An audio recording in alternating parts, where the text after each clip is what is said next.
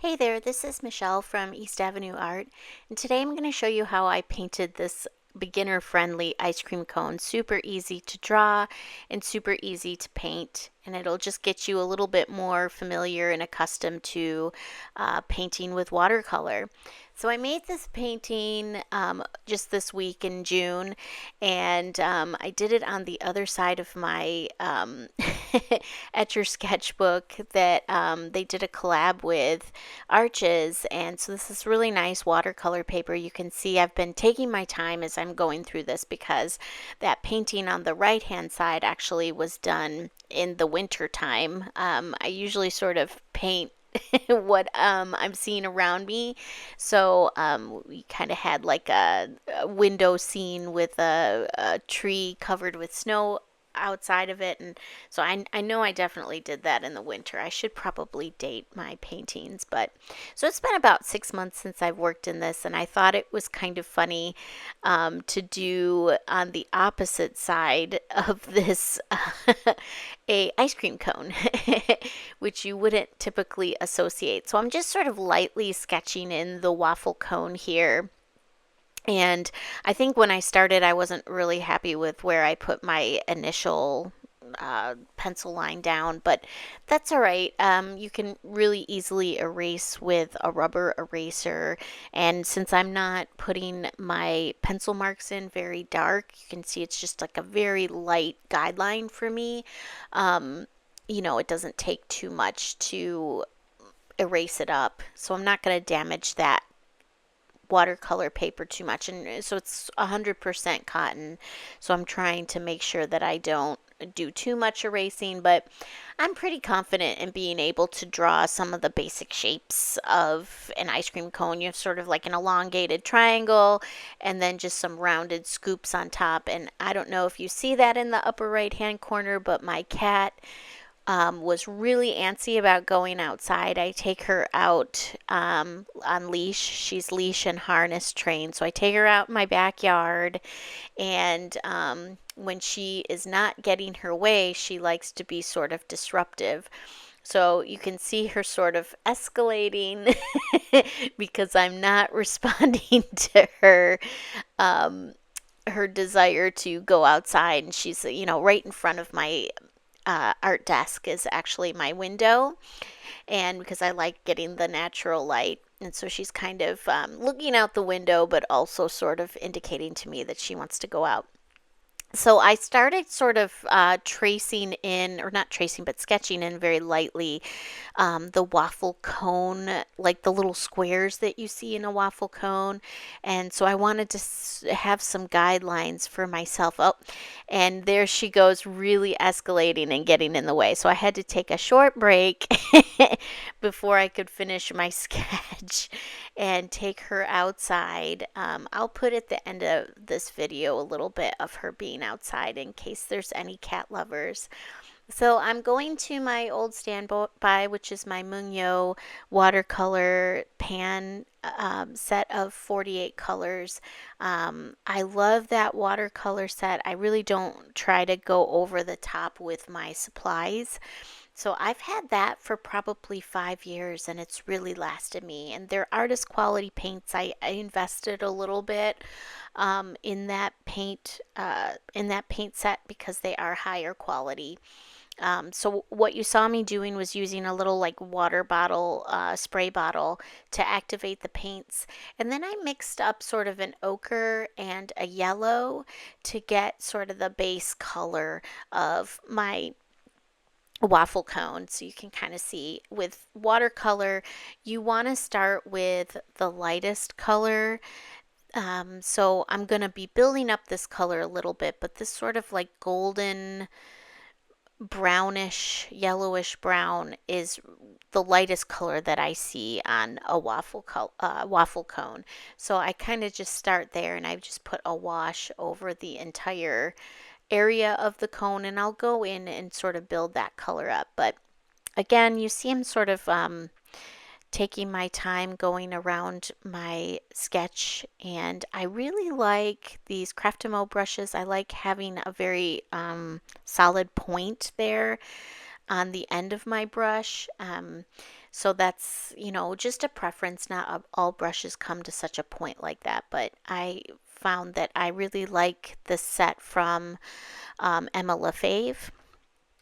So I let the paint on the cone dry because I don't want the cone paint and the ice cream paint to mix. So this ice cream paint I was thinking is more of like a vanilla, um, and it wouldn't really be fully white, right? Nothing in nature is quite white. Um, but I'm gonna just paint in sort of a base, very watery color. I mixed in sort of a peach and a gray because I want to get a little bit of an off-white going for the vanilla. And I also have, like later on, we'll put in a shadow color. And I also decided to use gouache later on. But from here, I mixed up a little bit more of that ochre and yellow, and I added some brown in it to do the inside of the little squares on the waffle cone, how it's sort of that indentation is a little bit darker. And I think that, you know, having a little bit of a darker um, indentation there, that those little squares really shows like the depth of the waffle cone. And most of the time, waffle cones are like folded. And so I did keep that line where I thought the two folds of the waffle cone will meet. So you can see I'm sort of following along that line, and making sure that I don't have like a totally clear square there. And I'm also doing like the little bits of the square that would be going around the corner of the waffle cone. So I hope I'm explaining this well, but I was really careful with that. Now, as I continued to paint, I felt like the color that I mixed up was maybe a little bit too dark for that center part of the waffle cone. And one of the things that I did later was I went over this wash with another wash. Even, you know, so I waited for all of the little squares to dry, and then I went over with another wash of the base color, and it kind of blended things out, but it added a little bit more to the base color. And I think it really kind of solved this problem of this like harsh distinction between the two. And I also kind of let a little bit more of my waffle cone squares sort of, like I let the amount that was on my brush decrease a little bit so that I was getting not such a harsh distinction between the two. And there you see that I'm kind of doing, I'm following along where that curve would be, where the two parts of the cone sort of got melded together. And however they create them, I've never seen them do it. Um, but yeah, I think this kind of worked. And then at some point, I think I also dabbed up, like I cleaned off my brush and I lifted a little bit of the paint when I noticed that when it was drying, it was a little bit darker than I wanted. So there you can see I did that there. I'm just kind of lifting a little bit off because I thought, oh, that's a little darker than I want it to be. And you can see I kind of am creating a little bit of a rounded shape by having, you know, the little parts of the part of the square that would be showing as it curves around into a circle. I'm making sure that I'm including those little pieces as well, so it doesn't quite look as flat as it might look otherwise. So again, you see me start sort of messing with the other ones. I'm kind of like adding a little bit more of shadow to one side of the squares. And here I am adding a little bit more paint to my palette. I never get enough paint on. I'm so bad at evaluating how much paint I'll need. I either never have enough or I have too much of a color on my palette. That's one thing that I wish I would get better about, because sometimes I feel like I either waste paint or I don't have enough paint on my palette. So you can see I'm kind of getting to the base of this. I'm doing like a little bit of some lines that would show up on the bottom or the sides. And yeah, that's I think a good start to my cone. So I'm doing a lot of yapping. And one thing I want to point out is that I am having some trouble. I record on my phone and I'm having some trouble with my phone storage. So when I run out of storage on my phone, it just stops recording. And I don't realize it right away until I check my phone in the middle of painting and I see, oh, it did not record this whole like strawberry layer that I painted. But I did just sort of paint like a pretty light layer. I knew that I wanted to have a little bit of a darker paint where the chocolate would be sort of having a shadow and just sort of where it meets the vanilla as well. Now, one thing I want to point out too is that vanilla looked really dark when I painted it at first when it was still wet and before I had painted any of the other ice cream cone colors, the ice cream colors. So I feel like it's kind of funny how paint looks in context and the paint around it can alter the perspective. So at first I was a little bit worried that maybe that vanilla paint or a vanilla color that I had mixed up was too dark. But as you can see, it really like sort of lightened up when it dried and it lightened up in context around the other ice cream colors. And so I wanted to just show how I'm playing around with the chocolate to just sort of, I think like, the paint or the ice cream itself, it wouldn't be just sort of one solid color. If you've ever like looked at a scoop of ice cream, there's, creases in it and there's parts of it that are darker than other because of those creases. And I'm trying to reflect that. And so you can see how I'm kind of going around and dropping in paint um, to sort of get like a more, I guess, varied look to the paint. I don't want to just have like a flat color. And I think that base layer of the chocolate turned out pretty cool. So now I'm going to mix in a little bit of a like a darker brown and some blue into my cone base color. And I'm going to do a shadow that the vanilla paint would be casting onto the cone. And so I'm going to trace around to get that shadow color. And I switched to a smaller brush as well. I think this is like a number 2 brush. It might even be a number 0 brush. So I usually try to use multiple brush sizes depending on what I'm painting.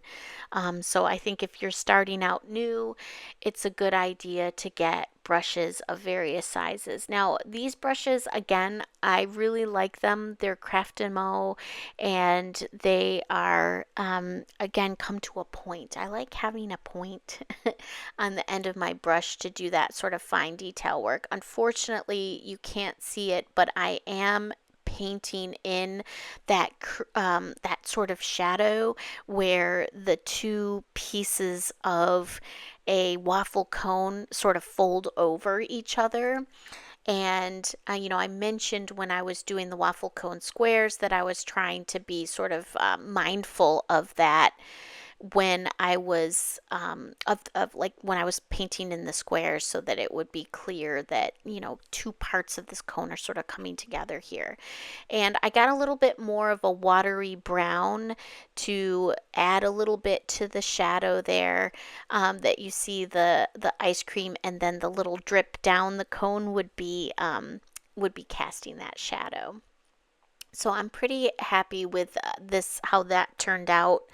Um, but yeah, I started with like a really, really dark color right underneath the ice cream, and where the ice cream is meeting the cone. And then I'm going to add, again, same thing here, that watery color, that watery brownish color. I'm going to add a little bit more there. And then I'm just sort of like zhuzhing up the, um, the squares where the, where I thought the waffle cone squares were maybe a little bit too dull. So I'm kind of playing around here, like, do I want to have like shadows like that, and just seeing if I like the look of that. So one thing that I like to do is clean off my brush, but keep it sort of damp, and then just smudge out because I don't really want to have super harsh lines. But I think that kind of looked interesting. That added a little bit of variation there. And now I'm going back into my vanilla color, and I'm going to put in the shadows where the strawberry paint would be cast, or strawberry paint, the strawberry scoop would be casting a shadow. And then I think I wanted a little bit shadow going down the side of the part of the ice cream that's sort of running down onto the cone. So yeah, just adding a little bit of shadow work there, and adding a little bit of variation into that color because that was a very flat color. Now that I added a little bit of variation to the vanilla color, I'm mixing up a little bit more of a darker red, and I'm also mixing in the complementary color of red. So on the opposite, if you look at a color wheel, on the opposite end of the color wheel is green, and I will typically mix in a little bit of green. You can see me doing that way off to the side to get a nice shadow color. And while I already had like a little bit of a deeper red underneath the chocolate scoop, I decided that I wanted something a little bit more shadowy. And a great way to create a shadow color of your color, so I want to create a shadow color of red, is actually to add its complementary color, which is green. So I kind of am playing around with underneath the chocolate scoop. I had a little bit of the shadow color, and then you can see I went in with a thicker consistency of the base color red, and I'm just sort of like adding little dribs and drabs of it, and then I sort of pulled down the shadow color a little bit. And so you can see whenever the red dried, it did dry a little bit more flat than I wanted it to. So I'm like in this section sort of just building up the color, and I'm kind of doing it like willy-nilly, but I just don't want it to look super consistent, because like a scoop of ice cream, it looks very sort of variated, I think.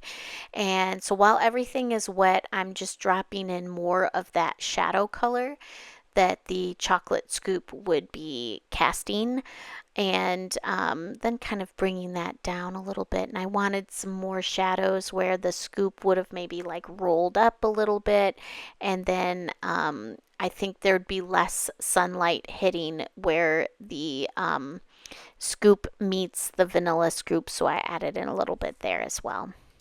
Okay, so here's sort of a consistent theme. Anytime I add a little bit of color and more vibrancy to one of the scoops, I have to sort of do the same thing with the other scoops. So here I am working on that chocolate. One of my tricks for creating sort of more depth in a brown is actually adding a little bit of purple. Just a touch of purple into brown is really adds a nice shadow color. Okay, and I'm playing around a little bit more with that strawberry paint, and that scoop. I was just kind of wanted to sort of maybe smooth out some of the rougher edges that I was seeing.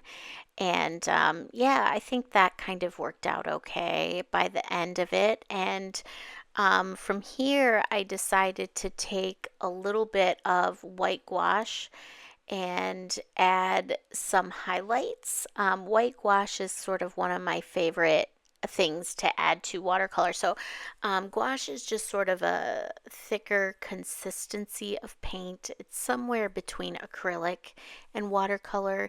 You can get gouache that is acrylic based, or you can get gouache that is watercolor based.